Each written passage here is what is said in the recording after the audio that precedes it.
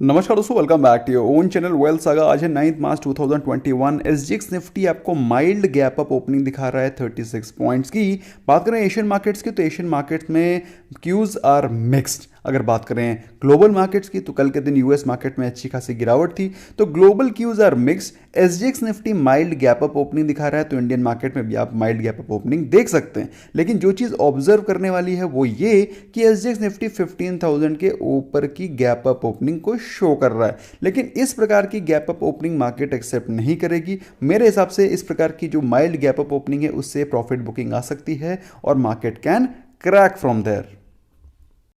Trading session के बारे में बात करें दोस्तों, तो पिछले 2-3 दिनों से market is trading absolutely flat. Nifty 50 सिर्फ 18 पॉइंट्स ऊपर था, सेंसेक्स मात्र 35 पॉइंट 0.07%, मतलब आधा परसेंट भी नहीं, 0.1% भी नहीं, 0.07% की अपसाइड थी। निफ्टी बैंक के बारे में बात करें 0.14%, सिर्फ 47 पॉइंट्स की तेजी। Nifty mid cap small cap भी कल खास ज़्यादा अच्छा परफॉर्म नहीं कर पाए। तो कल के दिन market was mildly positive, rather मैं इसको फ्लैट ही कहूँगा।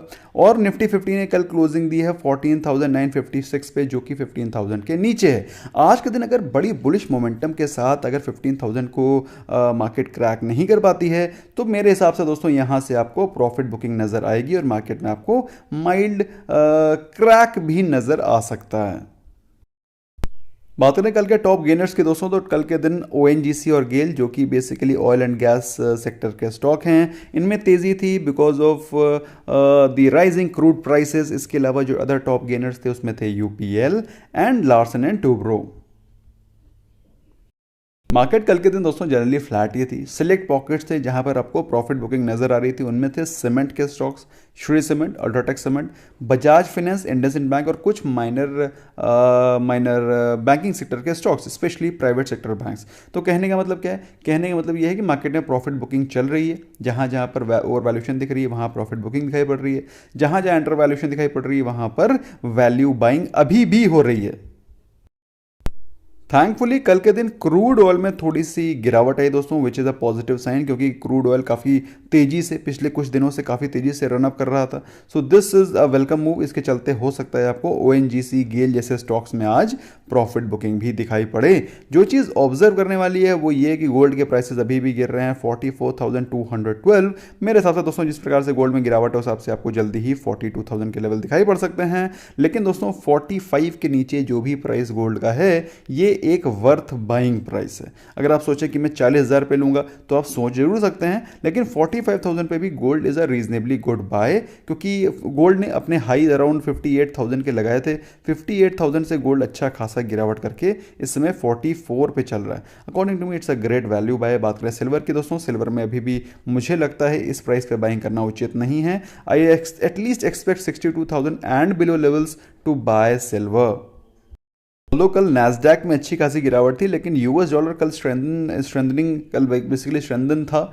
अगर बात करें विजा वी इंडियन रुपी के, अगर बात करें यूरो की तो यूरो में कल भी गिरावट थी। तो कहने का मतलब क्या है कि US dollar is slightly getting stronger vis a vis Indian rupee, लेकिन इंडियन रुपी भी इस समय कुछ ज़्यादा खास तेज़ नहीं है, क्योंकि मार्केट हमारी भी फ्लैट चल रही है। ऑलरेडी काफ़ी ज़्यादा तेज़ी और काफ़ी ज़्यादा स्ट्रेंथनिंग इंडियन रुपी में ऑलरेडी आ चुकी है। तो यूएस डॉलर में अगर तेज़ी आती है दोस्तों तो ये select IT sector stocks and exporting services को, जो एक्सपोर्टिंग सर्विसेज वाले स्टॉक हैं उनके लिए बेनिफिशियल है। दोस्तों ये तो थे ग्लोबल सेंटिमेंट, ग्लोबल मैक्रोस क्या चल रहा है। अब हम लोग बात करते हैं माइक्रो लेवल की, हमें आज करना क्या है। So as a pivot point दोस्तों, अगर हम लोग देखें आज के दिन क्या मूवमेंट हो सकता है। कल के दिन निफ्टी 50 क्लोज हुआ है 15,000 के नीचे, which is not a very very healthy sign. अगर बात करें आज के दिन के इंपॉर्टेंट रेजिस्टेंस लेवल की तो 15,100 के लेवल पहले सबसे बड़े रेजिस्टेंस हैं, जो कि मुझे लगता है गैप अप ओपनिंग में टूटते हुए नहीं दिखाई पड़ रहे हैं।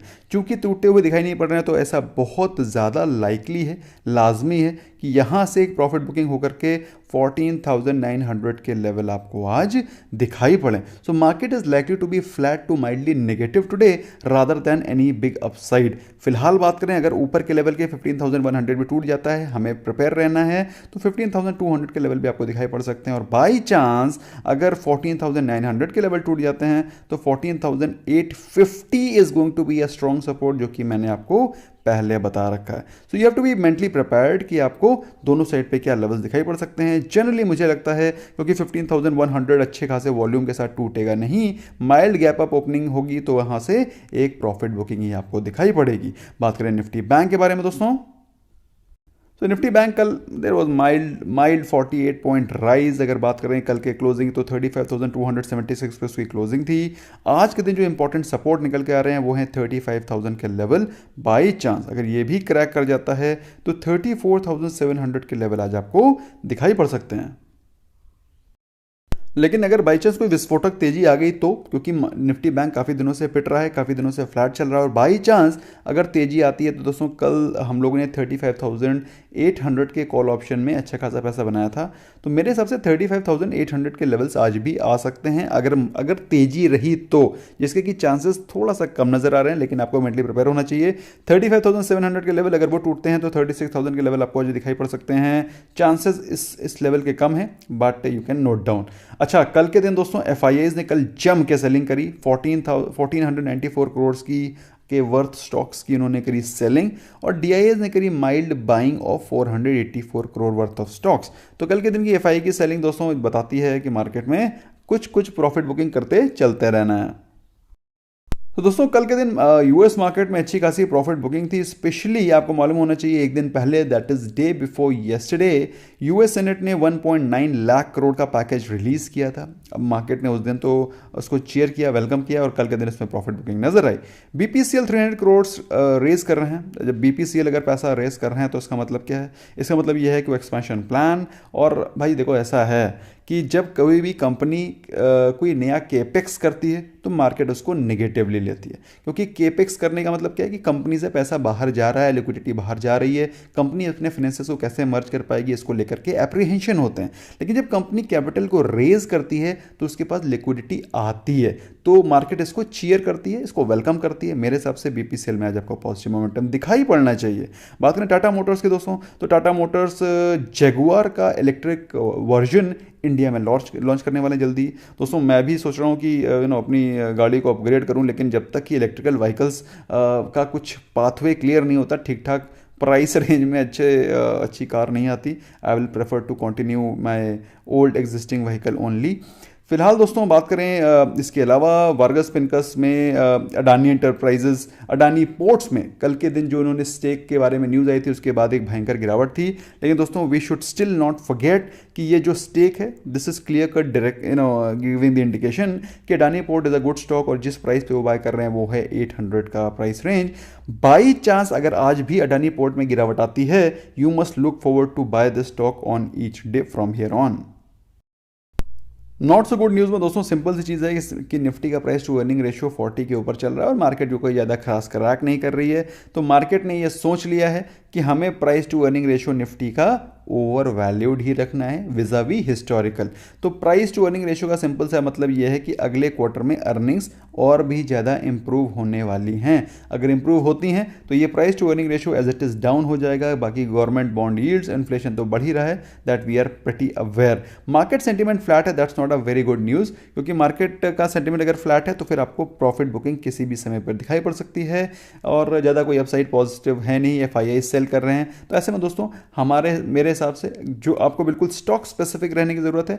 जो भी अच्छा क्वालिटी का स्टॉक है उसमें अगर गिरावट आती है तो वहां पर अपनी आप फ्रेश पोजीशन को क्रिएट कर सकते हैं।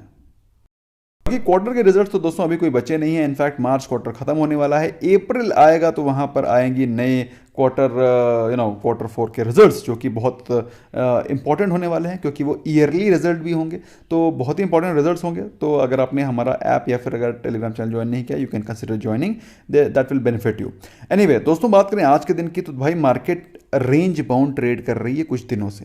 तो जब कभी भी मार्केट 2-3 दिन तक रेंज बाउंड ट्रेड करती है तो आपको सडन एक्सप्लोजिव मूव दिखाई पड़ता है। अगर बाई चांस आज के दिन कोई एक्सप्लोजिव मूव नहीं आता है तो फिर यू मस्ट एक्सपेक्ट कि कल के दिन डेफिनेटली एक एक्सप्लोजिव मूव आएगा, बिकॉज अल्टीमेटली मार्केट में वीकली एक्सपायरी जो होता है, 1 वीक का ड्यूरेशन होता है, उसमें कई सारे कॉन्ट्रैक्ट्स का रोल ओवर, कई सारे कॉन्ट्रैक्ट्स की एक्सपायरी, बाइंग, सेलिंग, काफ़ी कुछ होता है, काफ़ी सारी एक्टिविटी होती है जो कि वीक के पूरे वीक में स्प्रेड आउट होनी चाहिए। लेकिन अगर वो वीक में स्प्रेड नहीं है तो किसी भी एक दिन पर हलचल होनी ही होनी है। So you must either expect today the volatile session, that is one big upside move या डाउनसाइड मूव ईदर टुडे और maybe if not today then tomorrow. Anyway, तो दोस्तों ऐसे में हम लोग को बाई चांस कोई अच्छा स्टॉक है जो कि गिरता है तो मैं स्टॉक स्पेसिफिक अप्रोच रखनी है। और मार्केट में अगर गिरावट आती है तो सबसे सिंपल तरीका क्या है, you can consider buying WSG star SIP on each day. और वॉलेटिलिटी कभी भी आ सकती है तो you should be mentally prepared. Positions को छोटी रखें, मार्केट को ट्रैक करके रखें, कोई भी खास बड़ी ओपन पोजीशन को अगले दिन के लिए कैरी फॉरवर्ड ना करें। Bye bye for now.